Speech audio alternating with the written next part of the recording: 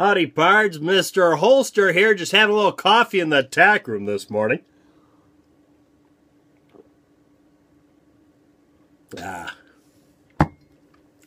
have coffee in the tack room now because it's getting cold outside. It was 26 degrees the other night when I woke up at 4 in the morning. Been a busy week, and went down and got a scan. Went down and got a scan on my neck, lymph nodes, to find out whether or not there's cancer in there. And the whole process I find quite frustrating. I'm the kind of guy that takes his car to the mechanic and he wants to stand there while they tell him what's wrong with it. I have no patience to wait and find out later. So when they tell you they suspect something and set up a time to do a scan, and the scan is set for 2 weeks from then. Yeah, it's been a frustrating last 2 weeks. And along with that, I'm sure I won't hear anything till I go in for my next chemo treatment at the end of the week. Because that's how they operate. They really never call me and tell me anything. They wait till I come in, and then the doctor looks it up on the computer, which is about the entire thought process that gets put into your case. They don't even know you live till they sit down there and look on the computer. Oh, yeah, I remember this guy. But, you know, it's no big deal. It's only my life. Hey, now that I've vented about that, I want to tell you what I did this week, which I already feel guilty about it.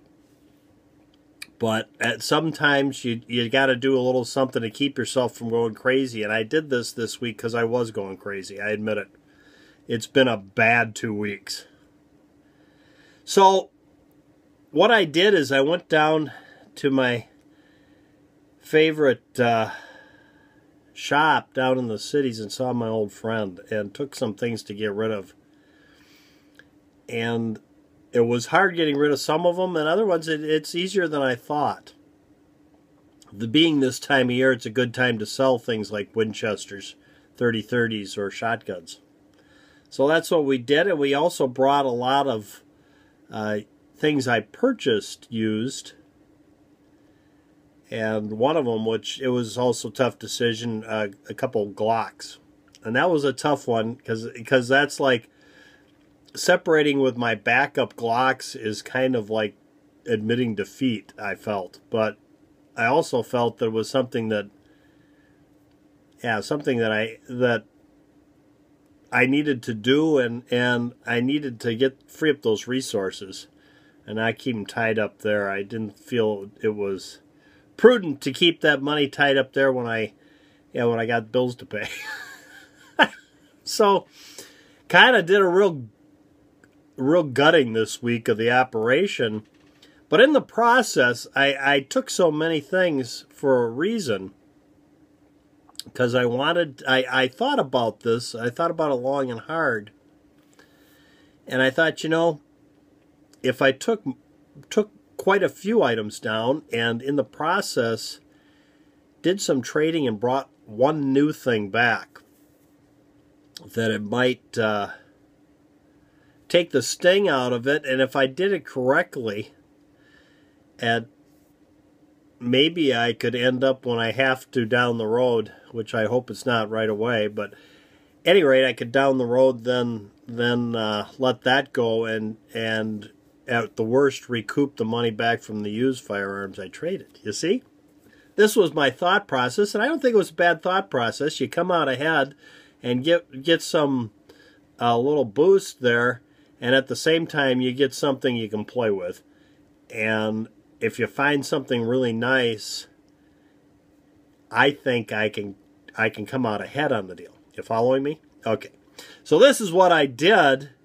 I let some things go, like I was talking about the hunting things, because they were expensive items to start with, and now's the time to do it. So, because it is that season. Along with that, I had those some of the Glocks, backup Glocks, and some other things that I felt were not exceptional, and I purchased them used in quite a while ago, and they've gone up in value, and I thought, why not take those two and then get something you might thoroughly enjoy that you could also... So, make a long story short, I'm in there looking at what they got, and they have this beautiful, beautiful firearm. And whoever it was used, and whoever the prior owner was, decided to take the factory sights off and put on fiber optic sights that were too small for the gun, too, by the way. And if you watch my channel, you know my feeling about fiber optic sights. And I was looking at it and thinking, it's probably not, but I'll ask if the original sights come with the gun, if the individual saved them, and I can drive the right deal on this, I think I might have something. And my friend down there gave me a very, very, very good price on the firearm. It was almost like selling the things for wholesale and buying for wholesale.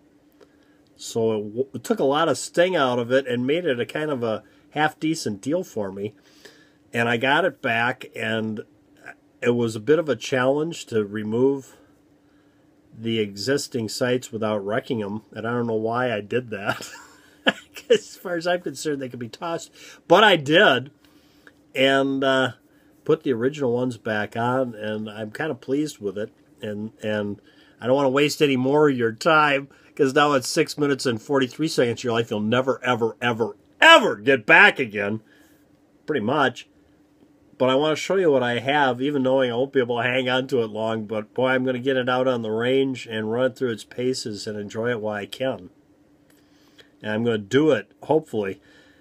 Hopefully I'll get some good weather here. I can do it before I go down at the end of the week and find out the good news, or not so good news. We don't know, but I'm gonna hope it's good news. So this is what I got here. It's called. It says on it, Specialists. Just see that, and these are very nice sights. I like these. They're they're not fiber optic. They're night sights, tritium night sights. I could live without the tritium night sight on the back, but so I'm not a real fan of that snowman kind of thing. But on the other hand, I am a real fan of the black target sight and the tritium night sight front, which that's pretty close to that. And yeah, actually I like this sight. I'm going to see how much it has. Some nice serrations on the top, anti-glare serrations. It's got a ambidextrous safety, a nice beaver tail, a nice the very popular triangular shaped combat hammer. Only thing I'm not real excited about is the rail on the front, but yeah, commander size and then put a rail on the front. I don't know if I really have any use for that at all, but you never know.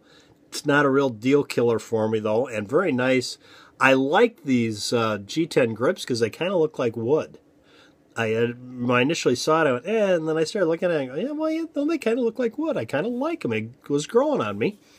So I thought I'd share that with you because I've always wanted one of these.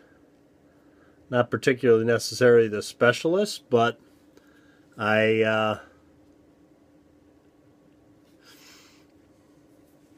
you can see that, they don't put the name all over the thing. So we got to do that to where you can see it. That's better. See if you can see that. Yeah, I've always wanted one of these. That seems to be the only marking on it. It's a Dan Wesson 1911. Commander size, called the Specialist, stainless steel, 8-round magazine, nice tritium night sights, snowman affair, and yeah, it's a used gun. But I traded used guns, and I think I'm going to be able to get more out of this than I got out of the used guns down the road. So I think, even though it's kind of an indulgence, given everything that's going on, it's probably the last thing I should be doing, I will admit. But I did it, and I got it, and I'm going to enjoy it while I can, because life's too short. And with that, I give you my apologies, because now this is 10 minutes of your life that you'll never, ever get back again that I've eaten up. Just showing you a stainless steel 1911 that that as soon as I walked out the door, I was excited but felt guilty. So yeah, there we go. Because yeah, when you're sitting in the position I am, that's what's been missing in my life in the last 6 months is I really haven't felt guilty. But you know what? The one thing that made this, even though I still feel guilty for it, the one thing that made this all seem all right is when I got back and showed it to Jack, he cried, and he is so jealous. He is so jealous. Yeah, every time I put it down on the table and turned around and out of the corner of my eye, I could see Jack immediately went over to it and had his paws all over it. He did. Thanks for tuning in, guys. And you might want to tune into my Going Hot this week. I think you're going to like it. You might find it interesting. And also the Hard Target Range, both of which will be devoted to the same firearm. And they'll tie together. Thanks for tuning in, guys. Till next time, from Mr. Holster and Jack, go out and stay safe. That's 11 minutes and 45 seconds of your life you'll never, ever, ever get back again. Oh, by the way, I haven't done much on the sock show lately because I've just been kind of too depressed to do it. So I was talking to Cousin Jimmy, and Cousin Jimmy said he'd take care of the sock show this week, and he'd do a sock show for me. So if you're interested in seeing a sock show, you can tune in on Friday night at 7 Central, and Cousin Jimmy's going to be the host. That's great. Now you're up to 12 minutes and 15 seconds of your life you'll never, ever, ever get back.